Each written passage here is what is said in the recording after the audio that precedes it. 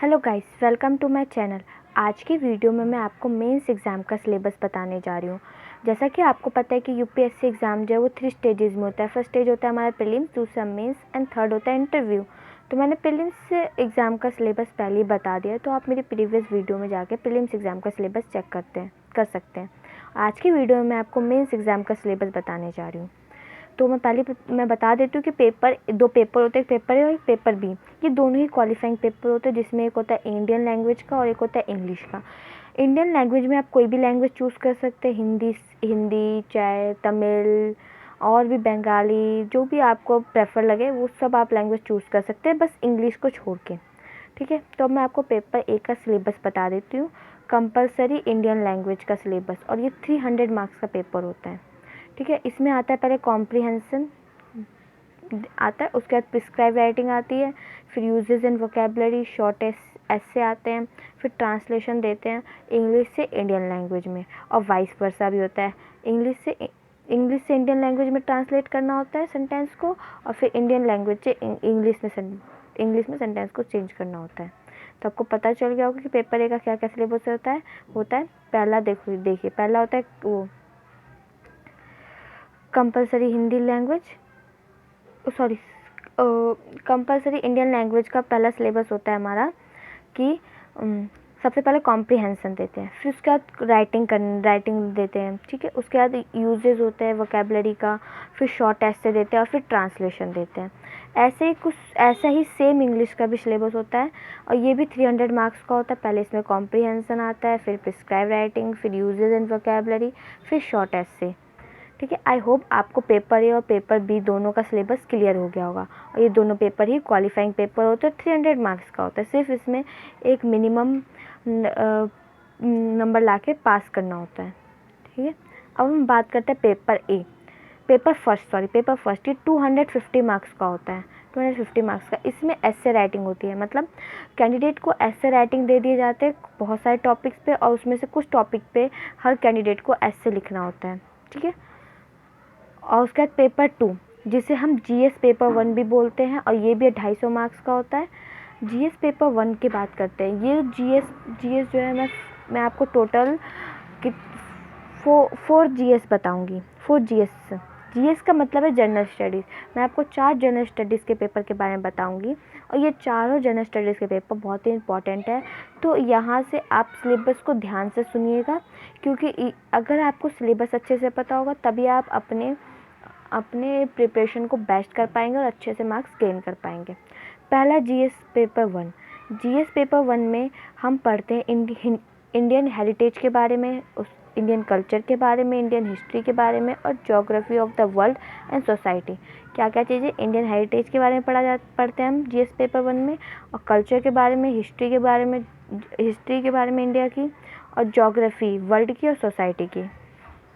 ठीक है, फिर दूसरा इसमें हम क्या रीड करते हैं कि Indian culture will cover the silent aspects of art forms, literature and architecture from Asian to modern times. हमारे इंडियन कल्चर में हम देखते हैं कि हम बहुत तरह तरह के आर्ट फॉर्म्स के बारे में पढ़ते हैं, लिटरेचर के बारे में पढ़ते हैं, आर्किटेक्चर के बारे में पढ़ते हैं कि एशियन टाइम से मॉडर्न टाइम में कितने चेंजेस आए, क्या क्या चेंजेस हैं, पहले कैसा आर्ट होता था, आर्ट्स अब कैसे होते हैं, पहले लिटरेचर कैसे होती थी, पहले आर्किटेक्ट कैसे होते थे, और मॉडर्न टाइम में क्या क्या डिफरेंस है। ये सब हम पढ़ते हैं जीएस पेपर 1 में। और फिर हम पढ़ते हैं modern Indian history from about the middle of the 18th century until the present, significant events, personalities, issues. फिर हम मॉडर्न इंडियन हिस्ट्री के बारे में पढ़ते हैं, मिडल 18th सेंचुरी से लेके अभी तक जितनी भी हमारी इंडियन हिस्ट्री है हम उसके बारे में पढ़ते हैं जीएस पेपर 1 में। फिर हम पढ़ते हैं फ्रीडम स्ट्रगल, कि आप जैसे जानते हैं कि बहुत सारे फ्रीडम फाइटर्स ने हमारे देश को आज़ाद करने के लिए बहुत सारे फ्रीडम स्ट्रगल्स किए थे, उसके बारे में हम फिर जीएस पेपर 1 में पढ़ते हैं। इसमें बहुत सारे स्टेजेस होते हैं, important contribution from different parts of the country. इसमें हम फ्रीडम स्ट्रगल के बारे में पढ़ते हैं, कैसे हमें फ्रीडम मिली, किस किस पर्सन ने कंट्रीब्यूट किया था, क्या क्या कंट्रीब्यूशन था, कहाँ कहाँ कौन कौन सी कंट्री से कंट्रीब्यूशन था, ये सब के बारे में हम पढ़ते हैं। फिर हम पढ़ते हैं post independence consolidation and recognization within the country.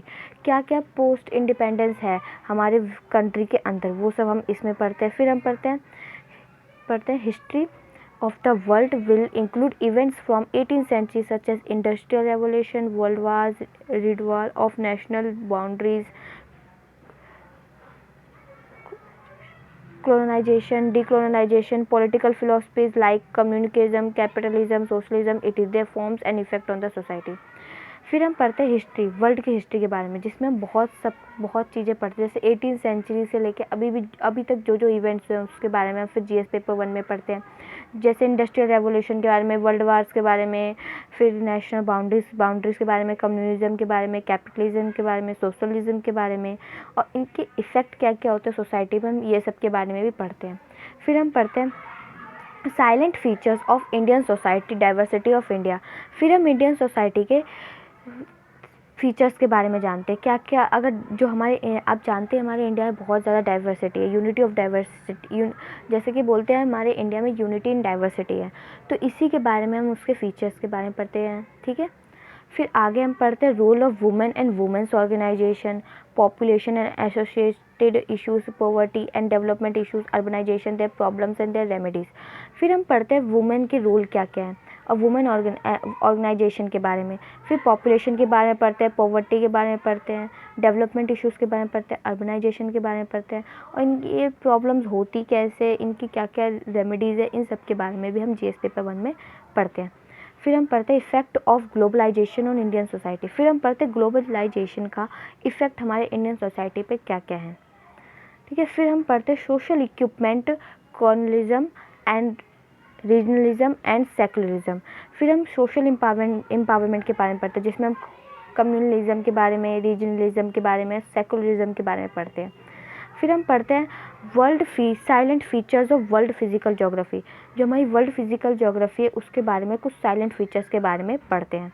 फिर हम पढ़ते हैं डिस्ट्रीब्यूशन ऑफ की नेचुरल रिसोर्सेज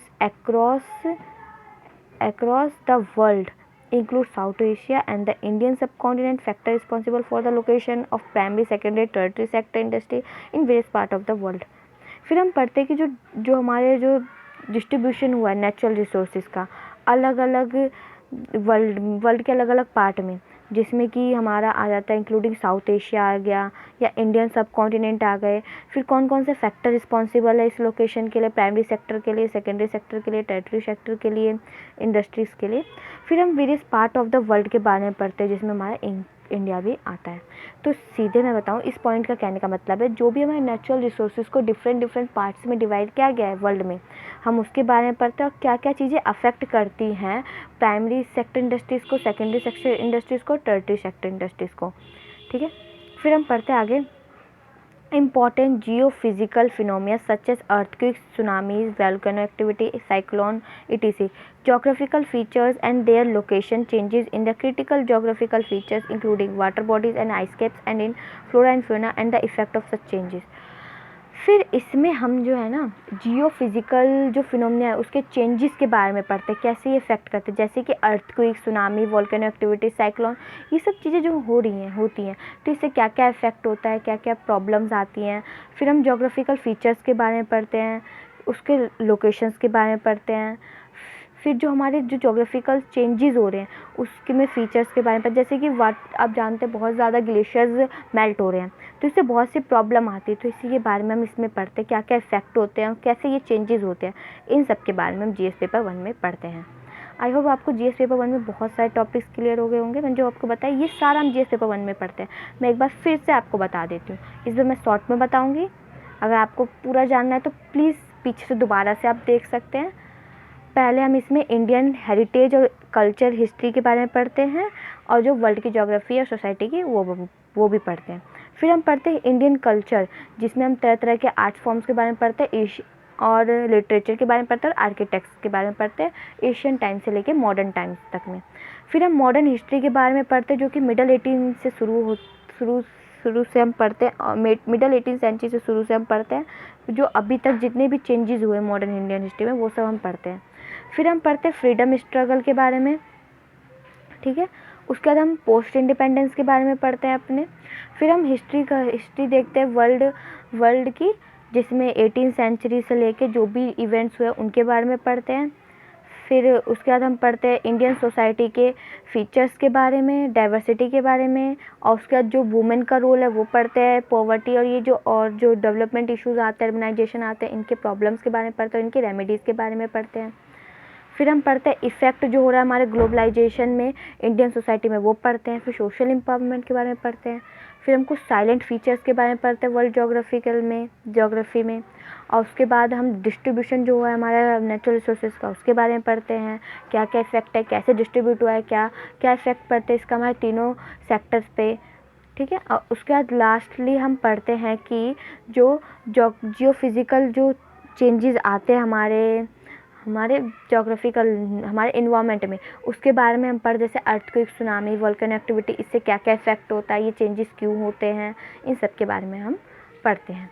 अब मैं आपको बताती हूँ पेपर 3 के बारे में। ये भी 250 मार्क्स का है, और जीएस, इसे हम बोलते हैं GS2, general studies second paper. इसमें हम पढ़ते हैं गवर्नेंस के बारे में, पॉलिटी के बारे में, सोशल जस्टिस के बारे में, इंटरनेशनल रिलेशन के बारे में। इसमें क्या क्या चीज़ें आ जाती है, क्या हमारी पॉलिटी अभी चल रही है, गवर्नेंस क्या है, क्या क्या चेंजेस हो रहे हैं, क्या नहीं हो रहे हैं, इंटरनेशनल रिलेशन के बारे में पढ़ते हैं। ये सब चीज़ें हमारी GS2 में आता है। फिर हम पढ़ते हैं Indian constitution, historical underpinning, evolution, features, amendments, significant provisions and basic structure. फिर हम पढ़ते हैं इंडियन कॉन्स्टिट्यूशन के हिस्ट्री के बारे में, क्या क्या इवोल्यूशन आई है, फीचर्स क्या है, क्या क्या अमेंडमेंट्स हुई है, क्या क्या प्रोविजंस है, या बेसिक स्ट्रक्चर क्या है, ये सब हम GS पेपर 2 में पढ़ते हैं। फिर हम पढ़ते हैं factor and responsibility of the union and the state, issues and challenge pertaining to the federal structure, devolution of powers and finance up to local levels and challenges therein। फिर हम पढ़ते हैं कि क्या फंक्शन और रिस्पॉन्सिबिलिटी हैं union और states की, ठीक है, और वो कैसे अपने चैलेंजेस को ओवरकम कर सकते हैं, क्या क्या चेंजेस आ रहे हैं, लोकल लेवल्स पे क्या चेंजेस हैं, और इनको ओवरकम कैसे किया जा सकता है, इसके बारे में हम पढ़ते हैं।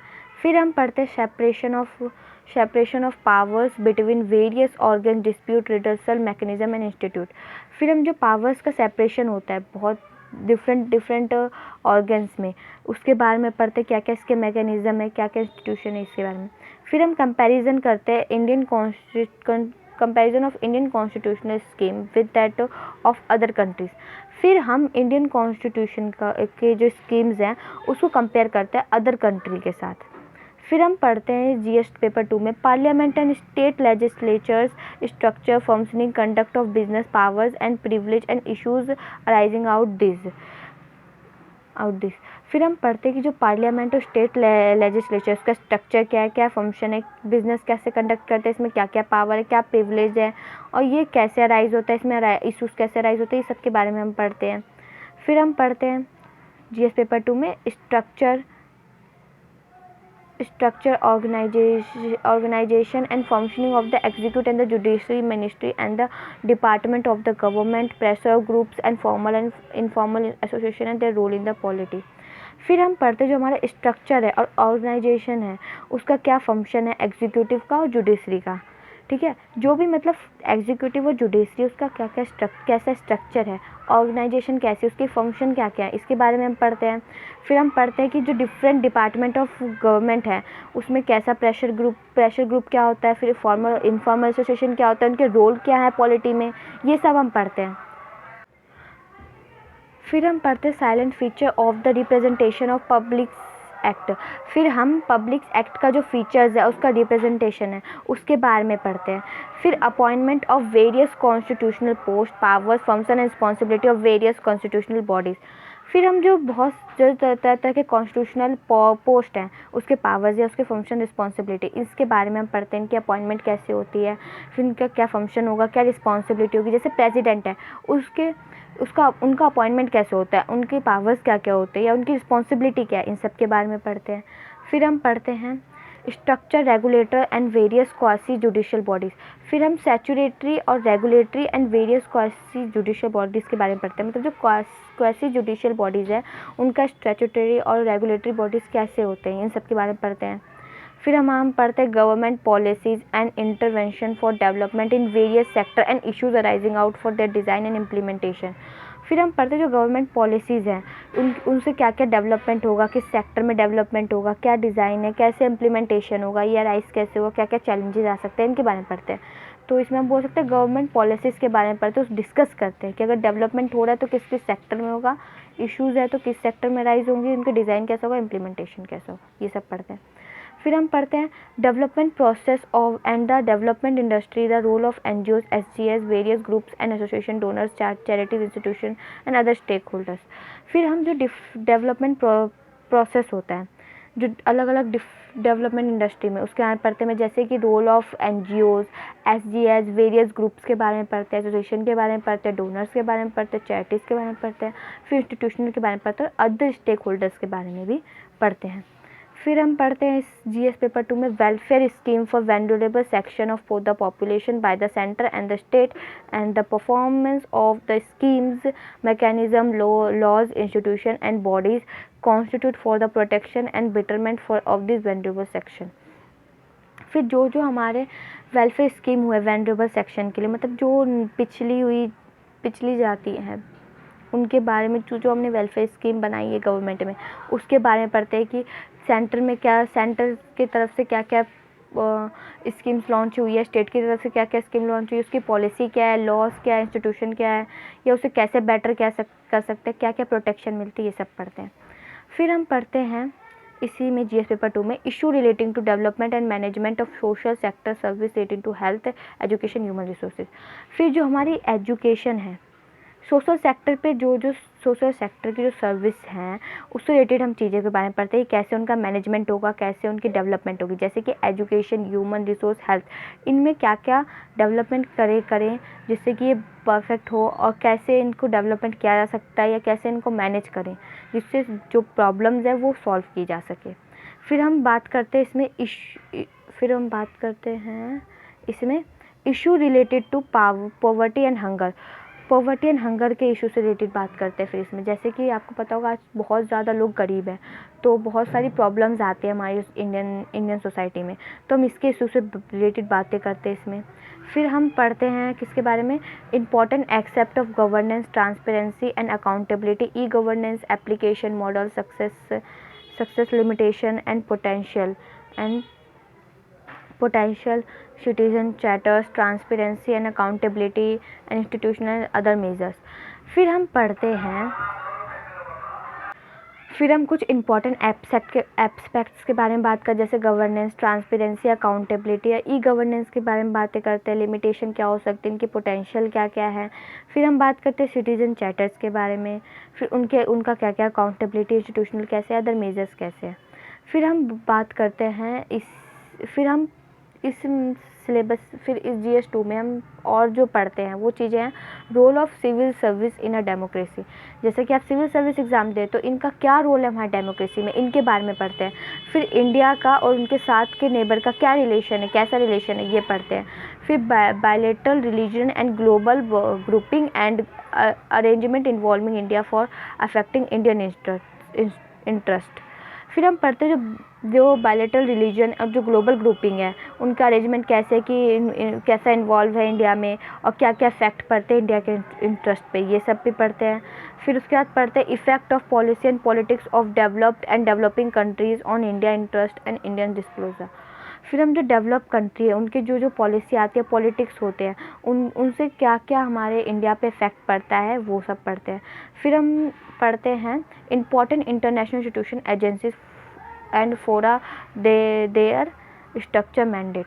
फिर हम पढ़ते हैं कि जो इंटरनेशनल इंस्टीट्यूट है उसके एजेंसी के बारे में पढ़ते हैं, उनका स्ट्रक्चर कैसे है, मैंडेट कैसे है।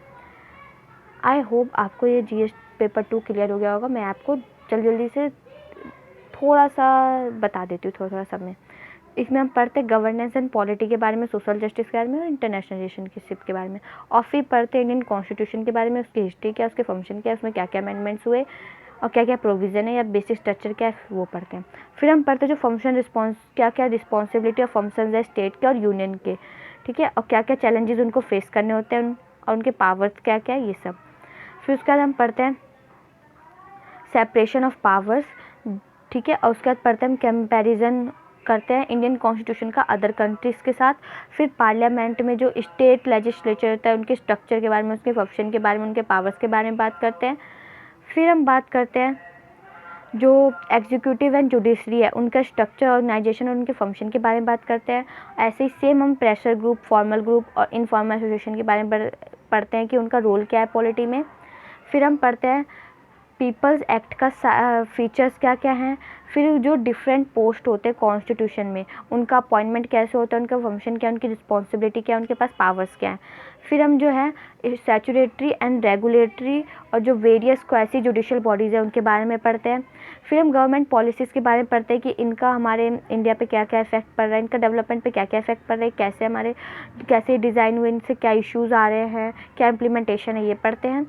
फिर हम पढ़ते हैं डेवलपमेंट प्रोसेस के बारे में, जिसमें हम बहुत तरह तरह के NGOs, SGS, वेरियस ग्रुप्स के बारे में पढ़ते हैं, डोनर्स के बारे में पढ़ते हैं, क्या क्या इनका रोल है, कैसे ये हमारे इंडियन सोसाइटी में बहुत इम्पोर्टेंट है या नहीं है, क्या ये परफॉर्म करते हैं, क्या एक्टिविटी परफॉर्म करते हैं, सबके बारे में पढ़ते हैं। फिर हम पढ़ते हैं जो वेलफेयर स्कीम्स है वैल्यूएबल सेक्शंस के लिए, उनके बारे में पढ़ते हैं, क्या लॉ है, उनका प्रोटेक्शन कैसे होता है, उनके लिए ये स्कीम्स कैसे परफॉर्म कर रही है, इन सब के बारे में पढ़ते हैं। और फिर हम पढ़ते हैं इशू रिलेटेड जो हमारा मैनेजमेंट, मतलब जो सोशल सेक्टर है उनसे जो उनका डेवलपमेंट कैसे हम कर सकते हैं, कैसे मैनेजमेंट कर सकते हैं। जैसे सोशल सेक्टर की अब बात करें, हेल्थ का, एजुकेशन का, ह्यूमन रिसोर्स का, इनका डेवलपमेंट कैसे होगा, इनका मैनेजमेंट कैसे होगा जिससे जो इश्यूज़ अराइज हुए वो ख़त्म हो जाए। फिर जो पॉवर्टी से रिलेटेड और हंगर से रिलेटेड जो इश्यूज़ आते हैं उनको भी, उनसे रिलेटेड हम इस GS पेपर 2 में डिस्कस करते हैं। फिर हम पढ़ते हैं जो ई-गवर्नेंस के बारे में पढ़ते हैं, उनके अकाउंटेबिलिटी के बारे में, उनके एप्लीकेशंस के बारे में, उनके लिमिटेशंस के बारे में पढ़ते हैं। फिर हम बात करते हैं सिटीजन चार्टर्स के बारे में, उनकी अकाउंटेबिलिटी और उनके ट्रांसपेरेंसी और अदर मेजर्स के बारे में बात करते हैं। फिर हम पढ़ते हैं रोल ऑफ सिविल सर्विस हमारी डेमोक्रेसी में। फिर इंडिया का उनके दूसरे नेबर्स के साथ कैसे रिलेशन है वो पढ़ते हैं। फिर जो हमारा बायलैटरल रिलीजन और ग्लोबल ग्रुपिंग है उनका अरेंजमेंट्स कैसा है, क्या क्या इफेक्ट करते हुए इंडिया पे, ये पढ़ते हैं।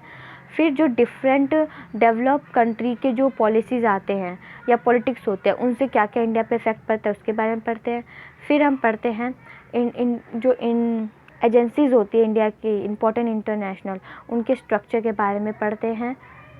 आई होप अब आपको क्लियर हो गया होगा GS पेपर 2 का सिलेबस। अब मैं बात करती हूँ GS पेपर 3 के सिलेबस की, जिसमें हम बात करते हैं economic technology, economic development, biodiversity, security and disaster management. इसमें हम क्या क्या चीज़ें पढ़ते हैं, टेक्नोलॉजी से रिलेटेड, इकोनॉमिक डेवलपमेंट के बारे में, बायोडाइवर्सिटी के बारे में, डिज़ास्टर मैनेजमेंट के बारे में और सिक्योरिटी के बारे में।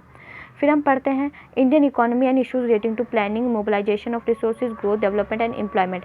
फिर जो हमारे जो इंडियन इकोनॉमिक में जो इशूज़ अराइज होती है, जैसे प्लानिंग के लिए, मोबिलाइजेशन के लिए रिसोर्सेज के, फिर ग्रोथ, जो डेवलपमेंट और एम्प्लॉयमेंट है, इनसे रिलेटेड हम बात करते हैं। फिर हम बात करते हैं inclusive growth and issues arising from it, जो ग्रोथ हो रही हैं और जो इश्यूज़ अराइज हो रही है उसके बारे में बात करते हैं। फिर हम गवर्नमेंट बजट के बारे में बात करते हैं। फिर हम कुछ मेजर्स क्रॉप्स के बारे में बात करते हैं, उनके पैटर्न्स के बारे में बात करते हैं, उनके पार्ट्स के बारे में बात करते हैं कि वो डिफरेंट कंट्रीज़ में किस टाइप की इरिगेशन होती है। Major crops and cropping pattern in various parts of the country, different types of irrigation and irrigation system, storage, transport and marketing and agriculture produce and issues related to constant e technology in the aid of farmers. मतलब जो different crops है उनका pattern कैसा है अलग अलग countries में, कैसे इरिगेशन होती है, कैसे उनका स्टोरेज होता है, कैसे ट्रांसपोर्ट होता है, क्या इरिगेशन सिस्टम है, मार्केटिंग कैसे होगी जो हम क्रॉप उगाएंगे उसकी। फिर ई टेक्नोलॉजी के बारे में पढ़ते हैं। फिर हम जो इश्यूज़ आते हैं ई टेक्नोलॉजी जो फार्मर्स के लिए हैं उसके बारे में पढ़ते हैं। फिर हम पढ़ते हैं issues related to the direct and indirect farm subsidies and minimum support price, public distribution system, objective functioning, limitation, repapping, issues of buffer stocks, and food security technology, missions, economic of animal rearing। फिर हम पढ़ते हैं किससे issue जो related होते हैं direct और indirect farm में, सब्सिडीज़, मिनिमम सपोर्ट प्राइस जिसे हम,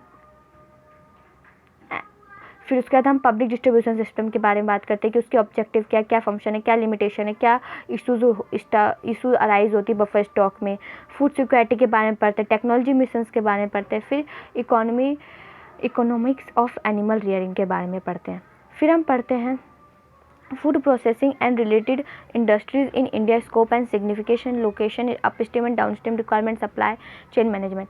फिर जो इंडिया फूड प्रोसेस होता है, जो उससे रिलेटेड हम बात करते हैं, कहाँ का स्कोप है, कहाँ सिग्निफिकेंस है इंडिया में, क्या लोकेशन है, अपस्ट्रीम एंड डाउनस्ट्रीम रिक्वायरमेंट क्या है, सप्लाई चेन क्या है, इसके बारे में पढ़ते हैं। फिर हम लैंड रिफॉर्म्स के बारे में बात करते हैं इंडिया में। फिर हम बात करते हैं effect of liberalisation on the economy, changes in industrial policy and the effect on industrial growth. फिर जो इफेक्ट हो रहा है हमारे लिबरलाइजेशन में, इकोनॉमी में, वो पढ़ते हैं। और फिर उसके बाद हम पढ़ते हैं क्या क्या चेंजेस हमारे इंडियन पॉलिसी में और कैसे इफेक्ट पड़ रहा है लिबरलाइजेशन का हमारी इकोनॉमी में, ये पढ़ते हैं।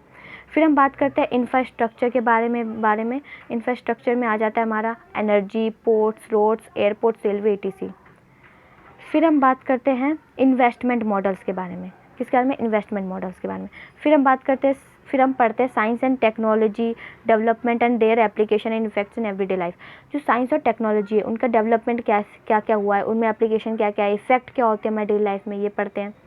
फिर हम पढ़ते हैं achievements of Indian in science and technology, indigenisation of technology and developing new technology.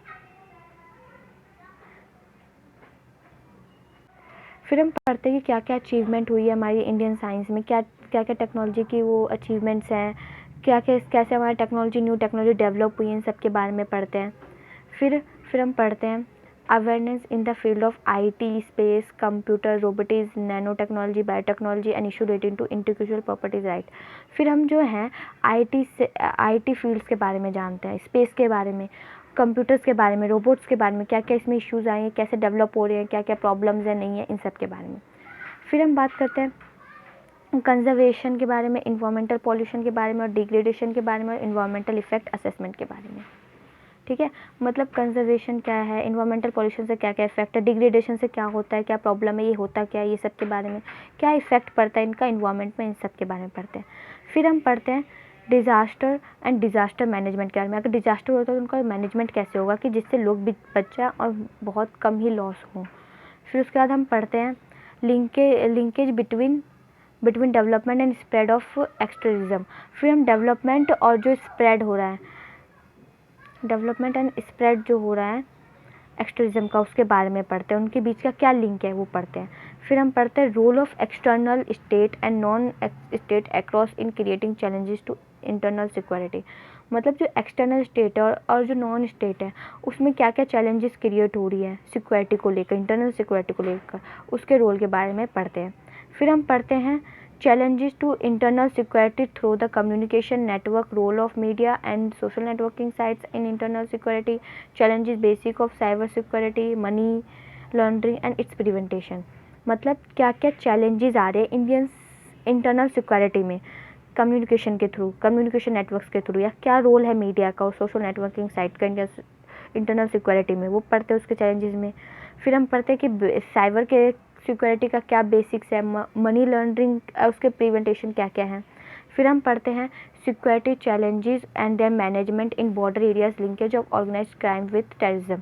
फिर हम जो चैलेंजेस आते हैं किसमें, जो बॉर्डर एरियाज़ के जो बॉर्डर एरियाज़ है वहाँ पे जो सिक्योरिटी चैलेंजेस आते हैं क्या क्या, और ये देखते हैं और ये भी पढ़ते हैं इसके साथ साथ कि क्या लिंक है एक ऑर्गेनाइज्ड क्राइम का टेररिज्म के साथ। फिर हम पढ़ते हैं various security forces and agencies and there mandate. फिर जो डिफरेंट सिक्योरिटी फोर्सेज होती है, एजेंसी होती है, उनके बारे में पढ़ते हैं। आई होप आपको GS पेपर 3 क्लियर हो गया होगा। मैं आपको एक बार और बता देती हूँ शॉर्ट में, ठीक है।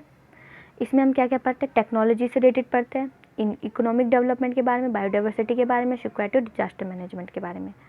फिर हम पढ़ते हैं इंडियन इकोनॉमी में क्या क्या इश्यूज़ हैं, कैसे प्लानिंग होती है, कैसे मोबिलाइजेशन होता है रिसोर्सेज का, और डेवलपमेंट, ग्रोथ और एम्प्लॉयमेंट के बारे में पढ़ते हैं। फिर जो इंक्लूसिव ग्रोथ हो रहे हैं कैसे अराइज होते हैं उसके बारे में पढ़ते हैं। फिर गवर्नमेंट बजट के बारे में पढ़ते हैं। फिर हम डिफरेंट क्रॉप्स के बारे में पढ़ते हैं कि कौन से क्रॉप कौन से कंट्री साइड में उगाई जाती है, क्या पैटर्न होता है, क्या इरीगेशन सिस्टम होता है, हर जगह स्टोरेज कैसा होता है, ट्रांसपोर्टेशन कैसा होता है, तो ये पढ़ते हैं। फिर हम पढ़ते हैं जो इश्यूज़ आते हैं हमारे डायरेक्ट और इनडायरेक्ट सब्सिडीज़, फर्म सब्सिडीज़ के बारे में, या पब्लिक डिस्ट्रीब्यूशन सिस्टम्स के ऑब्जेक्टिव पढ़ते हैं, फंक्शन पढ़ते हैं, लिमिटेशन पढ़ते हैं, जो इश्यूज़ आते हैं बफर स्टॉक में वो पढ़ते हैं, फूड सिक्योरिटीज़ में जो इशू आ रहे हैं उन सब के बारे में पढ़ते हैं। फिर हम पढ़ते हैं फूड प्रोसेसिंग के बारे में कि क्या क्या स्कोप है इसका हमारे इंडस्ट्री में, इंडियन इंडस्ट्रीज़ में। फिर इसका सिग्निफिकेशन क्या होगा, लोकेशन क्या होगा, अप स्ट्रीम डाउन स्ट्रीम क्या रिक्वायरमेंट्स होंगी, सप्लाई चेन कैसा होगा। फिर हम पढ़ते हैं लैंड रिफॉर्म्स के बारे में इंडिया में। फिर हम पढ़ते हैं effect of liberalisation in the economy, और क्या क्या चेंजेस आ रहे हैं, मतलब लिबरलाइजेशन का क्या इफेक्ट पड़ा हमारी इकोनॉमी में, क्या क्या चेंजेस आ रहे हैं। फिर हम इंफ्रास्ट्रक्चर के बारे में बात करते हैं कि इनका ग्रोथ कैसा हो रहा है, क्या क्या कैसे हमारे लिए डेवलपमेंट का एक मेन पार्ट है। फिर इन्वेस्टमेंट मॉडल्स के बारे में पढ़ते हैं। फिर साइंस एंड टेक्नोलॉजी के बारे में पढ़ते हैं कि हमारे एवरीडे लाइफ में क्या क्या डेवलपमेंट हो रही है, क्या क्या एप्लीकेशंस हो रही हैं, ये सब के बारे में। फिर क्या क्या अचीवमेंट मिली है इंडियन सोसाइटी को, वो सब की उसके बारे में भी पढ़ते हैं।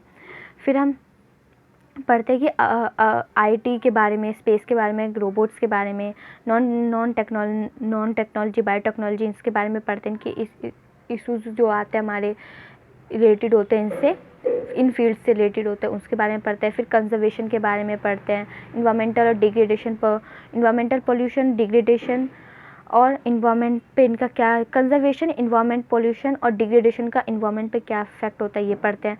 फिर डिज़ास्टर उनके मैनेजमेंट के बारे में पढ़ते हैं, और फिर पढ़ते हैं कि क्या लिंक है एक्सट्रीज़म का डेवलपमेंट के साथ।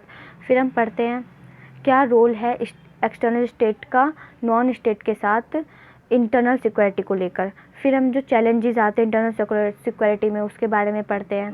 फिर हम पढ़ते हैं जो सिक्योरिटी चैलेंजेस है उनको कैसे मैनेज करना चाहिए बॉर्डर एरियाज़ में, और क्या लिंक है ऑर्गेनाइज्ड क्राइम का टेररिज्म के साथ। फिर हम पढ़ते हैं सिक्योरिटी फोर्स और उनके एजेंसीज़ के बारे में, वेरियस सिक्योरिटी फोर्स और एजेंसी के बारे में। फिर हम पेपर 5 के बारे में मैं आपको अब बताने जा रही हूँ। पेपर 5 जो है वो भी 250 मार्क्स का, ये जीएस पेपर 4 है, ठीक है। और इसमें हम एथिक्स, इसमें हम जो मेन चीज़ होती है वो एथिक्स, इंटीग्रिटी और एप्टीट्यूड के बारे में पढ़ते हैं, ठीक है। This paper will include question to test the candidate attitude and approach to issues relating to the integrity, probity in public life and his problem solving approach to various issues and conflicts faced by him in dealing with the society. Question में utilize the case study approach that determine that this aspect the following board areas will be covered. मतलब इसमें जो है ना candidate का, इस GS paper 4 में candidate का ये आईक्यू लेवल चेक करते हैं कि एटीट्यूड कैसा है, कि अगर कोई प्रॉब्लम है तो कैंडिडेट उस प्रॉब्लम को कैसे सॉल्व करता है, कैसे कॉन्फ्लिक्ट के साथ वो डील करेगा। केस स्टडीज़ के तौर पे भी ये दे देते हैं इसमें क्वेश्चन जो आते हैं वो ज़्यादातर केस स्टडी से रिलेटेड ही होते हैं। फिर हम पढ़ते हैं इसमें और क्या क्या केस स्टडीज़ अगर हैं तो किस तरह की केस स्टडीज़ आती है, क्या क्या चीज़ें कवर्ड होती है, वो मैं बताने जा रही हूँ। एथिक्स एंड ह्यूमन इंटरफेस के बारे में पढ़ते हैं, उसके essence, determinants, consequences of ethics in human action, dimension of ethics in private and public relationship, human values, lesson from the lives and teaching of great leaders, reformers and administrator, role of family, society and education institute in including values. फिर हम पढ़ते हैं कि ethics और human interface का क्या essence है, क्या उसके डिटरमिनेंट्स है, क्या कॉन्सिक्वेंसेज है एथिक्स का। फिर हम पढ़ते हैं ह्यूमन एक्शंस में। फिर हम इसके डायमेंशन के बारे में पढ़ते हैं एथिक्स प्राइवेट और जो पब्लिक उसके रिलेशनशिप्स के बारे में पढ़ते हैं। फिर हम ह्यूमन वैल्यूज़ के बारे में पढ़ते हैं, क्या लेसन्स मिलते हैं, टीचिंग कैसे होता है ग्रेट लीडर्स का, रिफॉर्मर्स एडमिनिस्ट्रेशन के बारे में पढ़ते हैं। फिर क्या रोल है फैमिली सोसाइटी का, एजुकेशन सोसाइटी का, उनके वैल्यूज़ के बारे में पढ़ते हैं। फिर हम पढ़ते हैं इसमें जीएस पेपर 4 में attitude, content, structure, functioning, it influence and relation with thought and behaviour, moral and political attitude, social influence and persuasion. फिर जो एटीट्यूड होता है उसके बारे में पढ़ते हैं कि क्या कंटेंट है उसमें, क्या स्ट्रक्चर, क्या फंक्शन है, वो कैसे इन्फ्लुएंस करता है किसी के थॉट और बिहेवियर को। फिर क्या क्या मोरल और पॉलिटिकल एटीट्यूड्स होते हैं, कैसे सोशल इन्फ्लुएंस एंड प्रोशन होता है। फिर एप्टीट्यूड के बारे में पढ़ते हैं। फिर हम पढ़ते हैं aptitude and foundational values for civil service, integrity, impartiality and non partnership, objectivity, dedication to public service, empathy, tolerance and compassion toward the weaker section. फिर हम पढ़ते हैं जो एप्टीट्यूड होता है फाउंडेशनल वैल्यूज़ का, फाउंडेशन वैल्यूज़ जो सिविल सर्विस के, मतलब जो जो एटीट्यूड और फाउंडेशनल वैल्यूज़ होते हैं सिविल सर्विस के, उनके बारे में पढ़ते हैं। फिर उनके इंटीग्रिटी, इम्पैटिबिलिटी और जो नॉन पार्टनरशिप, उनके ऑब्जेक्टिव, डेडिकेशन, ये पब्लिक सर्विस या उनके टॉलरेंस के बारे में हम पढ़ते हैं, कैसे वो वीकर सेक्शन को कंपेस करते हैं। मतलब एक सिविल सर्विस जो पर्सन है, जो IAS या IPS ऑफिसर, वो कैसे अपने वैल्यूज़ को, एटीट्यूड को कंट्रोल करता है, टॉलरेट करता है वीकर सेक्शन के थ्रू, वीकर सेक्शन की तरफ। फिर हम पढ़ते हैं emotional intelligency concept and their utilise and application in administration and governance. मतलब जो इमोशनल इंटेलिजेंसी होती है उसके कॉन्सेप्ट के बारे में पढ़ते हैं, उसके यूटिलाइजेशन के बारे में पढ़ते हैं, एप्लीकेशन के बारे में पढ़ते हैं, गवर्नेंस के बारे में पढ़ते हैं। फिर हम पढ़ते हैं contribution of moral thinkers and philosopher from Indian world. मतलब जो मोरल थिंकर्स हैं उनका और फिलोसफर है उनका इंडिया और वर्ल्ड में क्या क्या कॉन्ट्रीब्यूशन है उसके बारे में पढ़ते हैं। फिर हम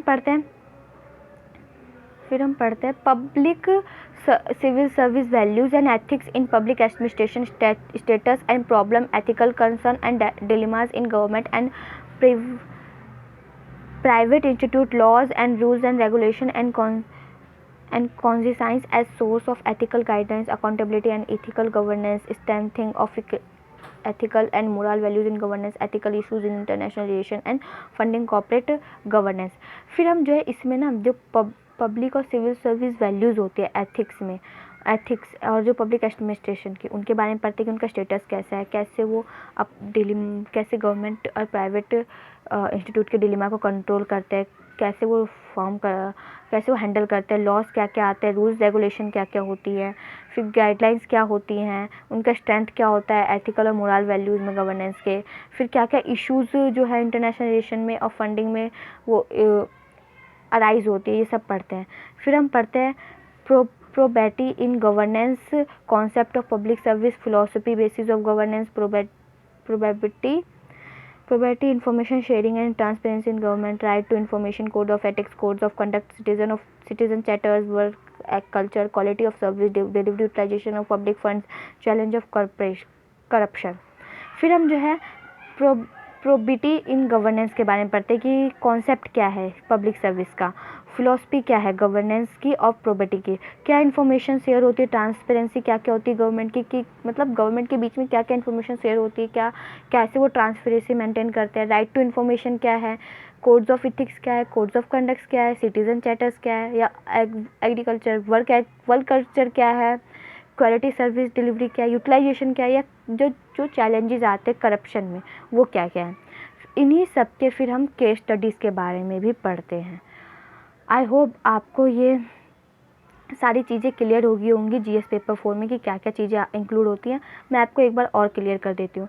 इसमें हम एथिक्स और इंटीग्रिटी और एप्टीट्यूड के बारे में पढ़ते हैं। इसमें जो क्वेश्चंस आते हैं वो सिर्फ जो है कैंडिडेट का IQ लेवल चेक करने के लिए होता है कि अगर कोई प्रॉब्लम आती है तो वो कैसे सॉल्व करता है, कैसे डील करता है, उसके बारे में पढ़ते हैं।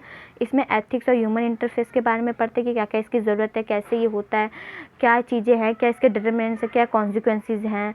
फिर एथिक्स जो है वो प्राइवेट और पब्लिक रिलेशनशिप कैसी होती है एथिक्स में, और फिर ह्यूमन वैल्यूज़ के बारे में पढ़ते हैं। फिर एटीट्यूड क्या क्या कैसा होता है, कैसा कॉन्टेंट होता है, इसका कैसा स्ट्रक्चर होता है, फिर उसके बारे में पढ़ते हैं। और मोरल और पॉलिटिकल एटीट्यूड्स के बारे में ही पढ़ते हैं, कैसे इन्फ्लुएंस करते हैं सोशली। फिर एप्टीट्यूड के बारे में पढ़ते हैं, सिविल सर्विस स्टूडेंट का जो सिविल सर्विस के जो पर्सन है उनके एप्टीट्यूड और फाउंडेशनल वैल्यूज़ कैसे होने चाहिए उसके बारे में पढ़ते हैं। इंटीग्रिटी, इम्पार्मेटिबिलिटी के बारे में पढ़ते हैं। फिर हम पढ़ते हैं इमोशनल इंटेलिजेंसी कैसे होनी चाहिए, उसके कॉन्सेप्ट क्या क्या यूटिलाइजेशन है एडमिनिस्ट्रेशन में और गवर्नेंस में। फिर क्या कंट्रीब्यूशन है मोरल थिंकर्स का और फिलोसफर का इंडिया और वर्ल्ड में। फिर हम पब्लिक सर्विस के जो वैल्यूज़ है एंड एथिक्स है उन एडमिनिस्ट्रेशन में उनके बारे में पढ़ते हैं। ठीक है, कैसे ये प्रॉब्लम आती हैं, कैसे इनके डिलेमा गवर्नमेंट और प्राइवेट इंस्टीट्यूट में सॉल्व होते हैं, कैसे एथिकल कंसर्न्स आती हैं, ये सब के बारे में पढ़ते हैं। लॉज क्या है, रूल्स एंड रेगुलेशन क्या है, एथिकल गाइडलाइंस क्या होंगी, अकाउंटेबिलिटी क्या होंगी, ये सब पढ़ते हैं। फिर मोरल वैल्यू क्या होंगे गवर्नेंस की, ये पढ़ते हैं। फिर इंटरनेशनल रिलेशन कैसा होता है फंडिंग में, वो सब पढ़ते हैं। और फिर प्रोबिटी इन गवर्नेंस के बारे में पढ़ते हैं कि क्या कॉन्सेप्ट है, इसका फिलोसफिकल बेसिस क्या होगा गवर्नेंस एंड प्रोबिटी का। फिर राइट टू इन्फॉर्मेशन के बारे में पढ़ते हैं, कोड ऑफ इथिक्स के बारे में बात करते हैं। फिर हम कोड ऑफ कंडक्ट के बारे में, सिटीजन चार्टर्स के बारे में, वर्क एग्रीकल्चर के बारे में, फिर चैलेंजेस क्या क्या आती है करप्शन के, उसके बारे में बात करते हैं। फिर केस स्टडीज़ जो हैं, जितना मैंने आपको जीएस पेपर 4 में बताया है, उनके केस स्टडीज़ के बारे में भी हम फिर डिस्कस करते हैं। आई होप आपको ये सब चीज़ें क्लियर होंगी। जीएस पेपर 1 से लेकर जीएस पेपर 4 तक का आपको सिलेबस क्लियर हो गया होगा। आई होप मैं उम्मीद करती हूँ कि आपको पूरा मेंस का सिलेबस क्लियर हो गया होगा, कितने पेपर है, कितना सिलेबस है। आप जब इतना देखने के बाद आपको पता चल गया होगा कि यूपीएससी का सिलेबस बहुत ही ज़्यादा वास्ट है, तो इसको अच्छे से समझने के लिए आपको बहुत टाइम भी लग सकता है। कम से कम 1-2 दिन देना चाहिए सिलेबस को समझने के लिए, और अच्छे से आपको सिलेबस याद करना चाहिए, क्योंकि अगर आपने सिलेबस याद कर लिया अच्छे से, तो ही आप जो है न्यूज़पेपर जो पढ़ेंगे उसमें आपको बहुत ज़्यादा हेल्प मिलेगी। अगर आपको कहीं भी कोई डाउट हो, प्लीज़ मुझे कमेंट सेक्शन में बताइएगा, मैं आपके डाउट को पूरी तरह से सॉल्व करने की कोशिश करूँगी। Thank you guys for watching my video. अगर आपको मेरा वीडियो अच्छा लगा हो, please like, share and subscribe my channel.